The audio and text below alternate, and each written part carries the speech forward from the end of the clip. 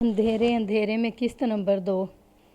میں نے یہ سوال اس لیے پوچھا تھا کہ مجھے شک ہو گیا تھا کہ قاسم نے اس رشتے کی مخالفت کی ہوگی اور ہو سکتا ہے اس سلسلے میں قاسم اور ولایت کی آپس میں دشمنی پیدا ہو گئی ہو۔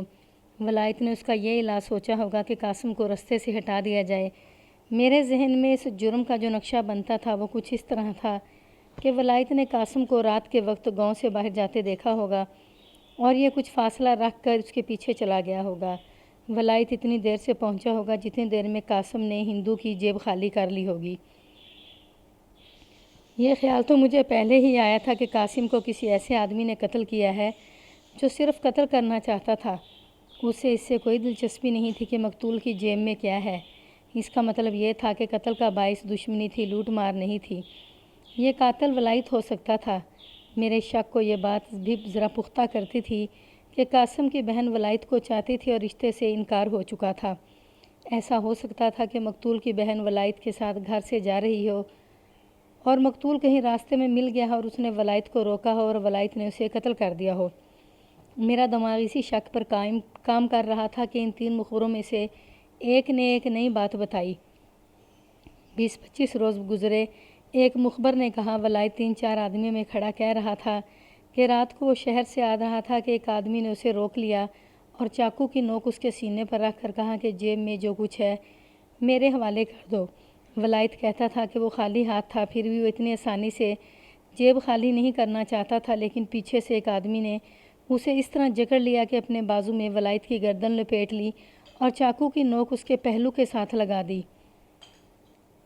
اس طرح ان دونوں نے اس کی جیب میں سے پیسے نکال لیے۔ ولایت کہتا تھا کہ وہ تھانے رپورٹ نہیں کرے گا بلکہ خود ان راہزنوں سے اپنی بے عزتی کا بدلہ لے گا۔ یہ بات سنتے ہی میں نے نمبردار کو بلایا اور اسے یہ بات سنا کر پوچھا کہ یہ کہاں تک سچ ہے۔ یہ بالکل سچ ہے حضور، نمبردار نے کہا۔ یہ بات ولایت نے میرے ساتھ بھی کی تھی اور پوچھا تھا کہ اس علاقے میں یہ راہزن کون ہو سکتا ہے۔ میں آپ کو یہ بھی بتا دیتا ہوں کہ ولایت سخت غصے میں رہنے لگا تھا اور یہ واقعہ بار بار سناتا تھا اور یہی الفاظ دہراتا تھا کہ وہ ان راہزنوں کو ڈھونڈ رہا ہے اور وہ جہاں بھی ملے ان سے اپنی بے عزتی کا بدلہ لے گا۔ یہ تو ان کی تلاش میں گاؤں گاؤں پھرتا رہا ہے۔ میں نے نمبردار سے کہا کہ وہ ولایت کو میرے پاس بھیج دے۔ 15-20 منٹ میں ولایت میرے پاس آ گیا۔ کل رات تم کہاں تھے؟ میں نے اسے پوچھا۔ میں اپنے گھر تھا جناب، اس نے جواب دیا۔ میں نے کہاں جانا تھا؟ مجھے اس کی جو بات سنائی گئی تھی وہ میں نے اسے سنائی اور پوچھا کہ یہ کہاں تک سچ ہے؟ یہ بالکل سچ ہے جناب، اس نے جواب دیا۔ پوسٹ مارٹم رپورٹ میں آلۂ قتل چاقو یا چھری وغیرہ نہیں لکھا گیا تھا۔ یہ کلہاڑی کا زخم تھا۔ کلہاڑی تیز بلیڈ والی معلوم ہوتی تھی۔ میں نے ولایت سے کہا کہ میں اس کی کلہاڑی دیکھنا چاہتا ہوں۔ یہاں لا کر دکھا دوں؟ اس نے پوچھا، یا آپ میرے گھر چلیں گے؟ میں نے کلہاڑی تو اتنی نہیں دیکھنی تھی جتنا یہ دیکھنا تھا کہ کلہاڑی کے نام پر اس کا رد عمل کیا ہوگا۔ اس نے بڑی دلیری سے کہا کہ کلہاڑی دیکھ لیں۔ اس راہزن کو جس نے تمہیں لوٹا تھا تم نے کہاں کہاں تلاش کیا تھا؟ میں تو ہر جگہ جاتا تھا اور یہی پوچھتا تھا، ولایت نے جواب دیا۔ میرا خیال ہے کہ تمہیں وہ راہزن مل گیا ہے۔ میں نے کہا کہ آپ تم دوسرے کو ڈھونڈ رہے ہو یا نہیں؟ آپ کس کی بات کر رہے ہیں جناب؟ ولایت نے حیران ہو کر کہا۔ وہ مجھے کہاں ملا ہے؟ قاسم کو نہیں جانتے تم؟ یہ جو قتل ہو گیا ہے، اس نے کہا۔ اسے میں کیوں نہیں جانتا، یہ تو اپنے گاؤں کا لڑکا تھا۔ کیا اس نے مخالفت کی تھی کہ اس کی بہن کا رشتہ تمہیں دیا جائے؟ میں نے پوچھا۔ نہیں جناب، اس نے جواب دیا۔ اسے گھر میں کون پوچھتا تھا؟ رشتے کا فیصلہ تو اس کی ماں نے کرنا تھا۔ قاسم کو گھر میں اتنی حیثیت حاصل نہیں تھی، وہ تو اس گھر میں صرف رہتا تھا۔ اس کی ماں نے تمہیں اپنی بیٹی کا رشتہ کیوں نہیں دیا؟ میں کچھ کہہ نہیں سکتا جناب، اس نے جواب دیا۔ محفوظ نے مجھے ایک وجہ بتائی تھی۔ ماں قاسم کی شادی اس امید پر کرنا چاہتی تھی کہ وہ شریفوں جیسی زندگی بسر کرنے لگے گا، لیکن جہاں سے بھی اس نے اس کے لیے رشتہ مانگا اسے صاف جواب مل گیا۔ قاسم صرف خوبصورت جوان تھا، ویسے اس کا کوئی اخلاق نہیں تھا، نہ اسے اپنی ذات اور برادری کا کچھ خیال تھا۔ اس کی ماں اس گھر میں اپنی بیٹی کا رشتہ دینا چاہتی تھی جہاں سے اسے اپنے بیٹے کے لیے لڑکی کے ملنے کی امید تھی۔ ایسا کوئی گھر تھا؟ ساتھ والے گاؤں میں ایک گھرانہ راضی ہو گیا تھا، ولایت نے جواب دیا۔ محفوظ کہاں ہے؟ اس کا جواب تو میں نہیں دے سکتا جناب، اس نے کہا۔ مجھے ایک شک ہے، میں نے ان کے گھر جانا چھوڑ دیا تھا۔ شک یہ ہے کہ اس کی ماں نے اس کا رشتہ پکا کر دیا ہوگا اور وہ گھر سے بھاگ گئی ہوگی۔ تمہارے سوا وہ کس کے ساتھ بھاگ سکتی تھی؟ میں نے کہا۔ میں نے تو سنا ہے کہ تمہارے ساتھ اس کی بہت ہی زیادہ محبت تھی۔ آپ نے ٹھیک سنا ہے جناب، اس نے کہا۔ میں نے یہ نہیں کہا کہ وہ کسی کے ساتھ بھاگی ہے۔ یہاں سے 2 میل دور دریا ہے اور آج کل دریا چڑھا ہوا ہے۔ وہ دریا میں کود گئی ہوگی۔ اگر وہ گاڑی کے نیچے آ جاتی تو اب تک پتہ چل چکا ہوتا۔ یہ میں اس لیے یقین سے کہہ رہا ہوں کہ اس نے ایک دفعہ نہیں کئی دفعہ کہا تھا کہ اس کی شادی میرے ساتھ نہ ہوئی تو وہ دریا میں کود جائے گی یا ریلوے لائن پر جا سر رکھے گی۔ میں اب خود پریشان ہوں جناب۔ اگر 2-3 دنوں تک اس کی لاش کہیں سے نہ ملی تو میں یہ سمجھوں گا کہ وہ رات کو گھر سے کہیں خودکشی کے لیے جا رہی تھی تو اسے کسی نے پکڑ لیا اور اپنے ساتھ گھر لے گیا۔ یہ بھی تو ہو سکتا ہے کہ وہ دریا میں کود گئی ہو۔ دریا میں سیلاب آیا ہوا ہے، اس کی لاش نہ جانے کہاں سے کہاں جا پہنچی ہوگی۔ اس شخص کو میں نے غور سے دیکھا اور پرکھا۔ وہ پورے وثوق اور خود اعتمادی سے بات کرتا تھا۔ میں آپ کو ایک اور بات اور بتا دیتا ہوں، اس نے کہا۔ آپ کی باتوں سے مجھے شک ہوا ہے کہ آپ قاسم کو وہ راہزن سمجھتے ہیں جس نے مجھے لوٹ لیا تھا۔ یہ شک نہیں، میں یقین سے بات کر رہا ہوں۔ میں نے کہا، ایک ہندو کی رقم اور انگوٹھی اس کی جیب سے برآمد ہوئی ہے۔ راہزنی کی جتنی وارداتیں ہوئی ہیں وہ قاسم ہی نے کی تھیں۔ اس کے ساتھ ایک آدمی اور بھی ہوتا تھا۔ اسی نے تمہیں روکا اور تمہاری جیب خالی کر لی تھی۔ تمہیں معلوم نہیں تھا یہ دونوں کون ہیں۔ تم انہیں ڈھونڈتے رہے، آخر قاسم تمہیں مل گیا اور تم نے اسے قتل کر دیا۔ کہو کیا کہتے ہو جناب، اس نے جواب دیا۔ پہلی بات تو میں یہ کہوں گا کہ قاسم راہزن نہیں تھا۔ اسے یہ جرم کرنے کی کیا ضرورت تھی؟ یہ سچ ہے کہ جس نے میری جیب سے پیسے نکال لیے تھے میں اسے ڈھونڈ رہا تھا۔ یہ تو مجھے معلوم ہی نہیں تھا کہ مجھے لوٹنے والا کون تھا۔ اس رات اندھیرا تھا، میں اسے پہچان نہیں سکا تھا جس نے مجھے روکا تھا۔ اندھیرے کے علاوہ اس کا چہرہ پگڑی میں چھپا ہوا تھا۔ دوسرے کے تو میں دیکھ ہی نہیں سکا تھا کیونکہ وہ میرے پیچھے سے آیا تھا۔ اگر مجھے جس وقت بھی پتہ چلتا کہ وہ کون ہیں یا مجھے روکنے والے ہی کا نام اور گاؤں معلوم ہو جاتا تو میں نے اسے قتل نہیں کرنا تھا، اس کی ایک ٹانگ توڑ دینی تھی اور اس سے پہلے اسے بہت مارنا تھا۔ اگر یہ پتہ چل جاتا کہ وہ قاسم تھا تو میں اس پر ہاتھ نہ اٹھاتا کیونکہ وہ محفوظ کا بھائی تھا۔ میں اسے شرمسار ضرور کرتا۔ کیا تم رات کو اس جگہ جاتے رہے ہو جہاں تمہیں لوٹا گیا تھا؟ میں نے پوچھا۔ جاتا رہا ہوں، اس نے جواب دیا۔ میں 4-5 بار وہاں گیا ہوں، وہاں بیٹھا بھی رہا ہوں لیکن وہ وہاں نہ ملے۔ ہاتھ میں کیا لے کر جاتے رہے ہو؟ میں نے پوچھا۔ کلہاڑی یا چاقو؟ لاٹھی، اس نے جواب دیا۔ میں ہر بار لاٹھی لے کر جاتا تھا۔ اس نے یہ تسلیم نہ کیا کہ وہ قتل کی رات کہیں باہر گیا تھا۔ میں نے چوکیدار کے علاوہ اس کے گھر کے 3 افراد سے پوچھا تو انہوں نے بھی یہی کہا کہ ولایت رات کو باہر نہیں گیا تھا۔ میرے لیے یہی شہادت کافی نہیں تھی۔ گھر کے افراد نے تو یہی کہنا تھا کہ ولایت رات کو باہر نہیں گیا تھا۔ میں نے اپنے طور پر تحقیقات کرنی تھی۔ بظاہر مجھے یقین آ گیا تھا کہ یہ شخص اس واردات میں ملوث نہیں۔ قتل کی تفتیش کے ساتھ ساتھ لاپتہ لڑکی محفوظ کو بھی تلاش کرنا تھا۔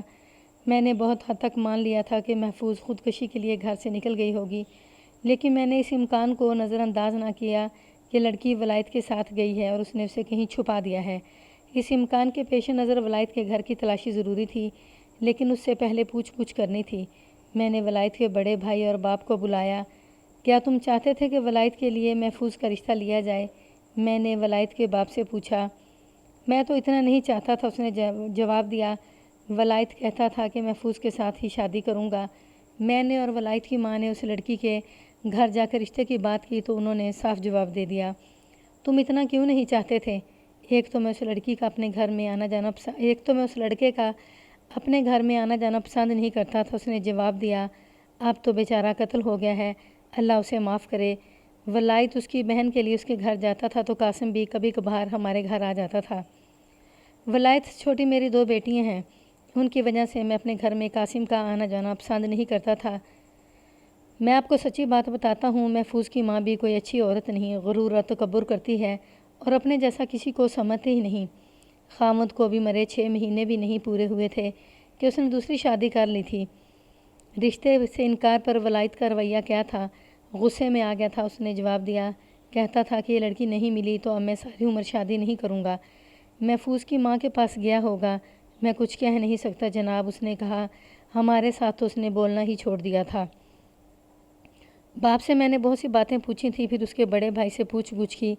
اس نے صاف کہا کہ وہ اپنے خاندان کا رشتہ اس گھر کے ساتھ جوڑنا پسند نہیں کرتا تھا۔ لڑکی تو ٹھیک ٹھاک ہے جناب، اس نے کہا۔ پکے چال چلن اور اچھے اخلاق کی لڑکی ہے۔ وہ صرف ولایت کو نہیں بلکہ ہمارے سارے گھر کو چاہتی ہے۔ لیکن قاسم بدنام لڑکا تھا اور اس کی ماں بھی کوئی اتنی نیک نام نہیں تھی۔ اس عورت میں دکھاوا بہت ہے۔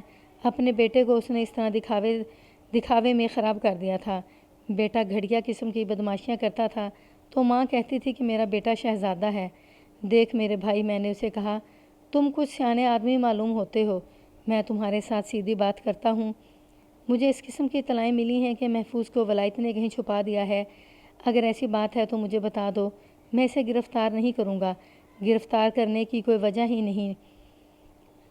لڑکی جوان ہے، وہ بیان دے دے گی کہ وہ اپنی مرضی سے ولایت کے ساتھ گئی ہے۔ یہ کوئی جرم نہیں۔ میں وعدہ کرتا ہوں کہ پردے میں لڑکی اس کے وارثوں کے حوالے کر دوں گا۔ کہاں چھپائی ہوگی؟ اس نے کہا، اگر وہ لڑکی کو گھر لاتا تو ہم اسی وقت لڑکی کو اس کے گھر چھوڑ آتے۔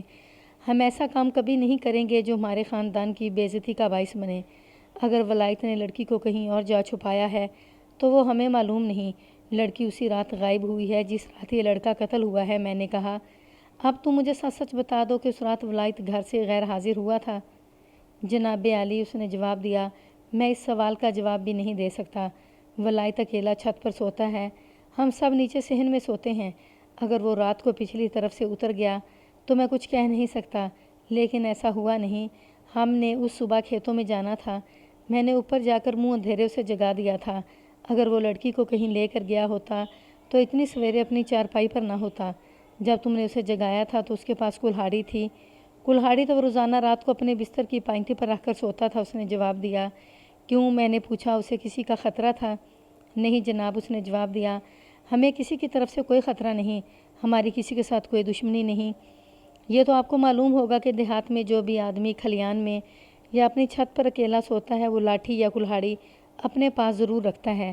میں نے اس شخص کو بہت کوریدا اور بہت ہی کنگھالا، لیکن اس کے منہ سے کوئی ایسی بات نہ نکلی جس سے یہ شک ہوتا کہ لڑکی ولایت کے قبضے میں ہے۔ میں نے ولایت کو تو بٹھائے رکھا، اس کے بھائی اور باپ کو بھیج دیا۔ ایک اور رات شروع ہو چکی تھی، مقتول دفن ہو گیا تھا۔ اس کی ماں سے پوچھ گچھ ضروری تھی، لیکن میں اسے اس قابل نہیں سمجھتا تھا کہ وہ بیان صحیح دے گی۔ پھر بھی اسے بلا لیا، وہ اپنے خاوند کے ساتھ آ گئی۔ اس عورت کی جوانی کبھی کی ختم ہو چکی تھی اور اب تو غم نے اس کے چہرے کو مرجھا دیا تھا اور وہ نڈھال تھی۔ پھر بھی صاف پتہ چلتا تھا کہ یہ جوانی میں ہی نہیں بلکہ بیٹے کی موت تک خوبصورت رہی ہے۔ اس کا لمبوترا قد کاٹ اس کے چہرے سے زیادہ کشش والا تھا۔ چہرے کا رنگ تو بہت ہی اچھا تھا، چہرے سے عمر کا اندازہ ہوتا ہی نہیں تھا۔ بڑھاپے کی ہلکی سی لکیر بھی اس کے چہرے پر نہیں آئی تھی۔ سر کے چند ایک سفید بالوں سے پتہ چلتا تھا کہ اس کی عمر کچھ زیادہ ہو گئی ہے۔ اس کا سراپا غم کا سیاہ سایہ پڑ گیا تھا۔ پھر بھی اس کی ڈیل ڈول اور اس کے انداز سے پتہ چلتا تھا کہ ولایت کے باپ اور بھائی نے اس عورت کے متعلق جو رائے مجھے دی ہے وہ صحیح ہے۔ میں نے بڑی مشکل سے اسے غم کی کیفیت سے نکال کر بولنے اور حقیقی باتیں کرنے کے لیے تیار کیا۔ وہ تو بہت ہی شوباز عورت تھی۔ مثلاً میں نے اسے پوچھا کہ اسے کس پر شک ہے کہ اس نے اس کے بیٹے کو قتل کیا ہوگا۔ میرے بیٹے کا تو سارا گاؤں دشمن تھا، اس نے جواب دیا۔ دشمنی کیا تھی؟ میرا بیٹا شہزادہ تھا، اس نے کہا، اس سے سب جلتے تھے۔ تمہاری بیٹی کہاں گئی ہے؟ کچھ پتہ نہیں، اس نے جواب دیا۔ کیا اسے کسی نے دشمنی کی وجہ سے اغوا کر لیا ہے؟ میں نے پوچھا۔ اگر ایسی بات ہے تو مجھے بتا دو۔ میں نے اس کی بیٹی کے متعلق چند اور باتیں بھی کی تھیں۔ میں نے دیکھا کہ وہ بیٹی کے معاملے میں سنجیدہ ہو گئی تھی۔ میں نے اسے پوچھا کہ ولایت کے ساتھ اس کا کیا خیال ہے اور کیا اس پر وہ شک نہیں کرتی؟ شک تو اسی پر ہے، اس نے کہا۔ وہ ایک ہی لڑکا ہے جس پر وہ جان دینے کے لیے بھی تیار رہتی تھی۔ معلوم ہوتا ہے تمہیں ولایت پر پکا شک نہیں، میں نے کہا۔ میرا خیال تھا کہ تم یہ جواب دو گی کہ وہ صرف ولایت کو چاہتی تھی، اس لیے اس کے ساتھ گھر سے چلی گئی ہے۔ شک تو ہے، اس نے کہا، لیکن یہ سوچ بھی آتی ہے کہ جوان لڑکی ہے، بالغ ہے، وہ بول نہ پڑے کہ وہ اپنی مرضی سے ولایت کے پاس گئی ہے۔ فرض کر لو کہ تمہاری بیٹی اپنی مرضی سے ولایت کے پاس چلی گئی ہے تو تم کیا کرو گی؟ میں نے پوچھا۔ کیا اسے گرفتار کراؤ گی؟ نہیں، اس نے جواب دیا، میں اس کے خلاف کچھ بھی نہیں کہوں گی، بلکہ اجازت دے دوں گی کہ شادی کر لو، یا کہوں گی کہ میرے پاس آ جاؤ، میں تمہیں ڈولی میں بٹھا کر رخصت کروں گی۔ اگر ایسی بات ہے تو اسے رشتے سے انکار کیوں کیا تھا؟ میں نے پوچھا۔ اس کی وجہ کچھ اور تھی، اس نے جواب دیا۔ مجھے ایک ایسا خاندان مل گیا تھا جو اپنی لڑکی میرے بیٹے کو اس شرط پر دینے کے لیے تیار ہو گیا تھا کہ میں ان کے بیٹے کو اپنی بیٹی دے دوں۔ میں نے یہ شرط قبول کر لی تھی۔ آپ خود عقل والے ہیں، میرا تو دماغ بھی کام نہیں کرتا۔ مجھے ان لوگوں پر شک ہے کہ انہوں نے میری بیٹی کو غائب کر دیا ہے۔ انہوں نے کیوں غائب کر دیا ہوگا؟ یہ بات ابھی گاؤں والوں کو معلوم نہیں ہوئی، اس نے جواب دیا۔ دونوں طرف رشتوں کی بات پکی ہو گئی تھی اور گاؤں کے لوگوں نے دونوں گھروں میں مبارکباد دی تھی۔